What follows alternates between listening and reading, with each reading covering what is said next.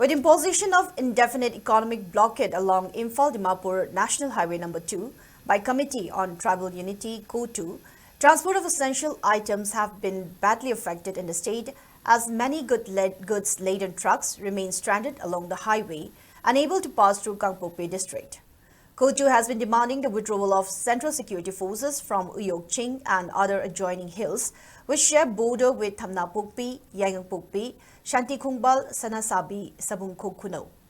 Even as Kuki CSOs continue to frequently target national highways by imposing economic blockades and shutdown, both centre and state government have failed to secure the highways in Manipur, which are lifeline for people in the state.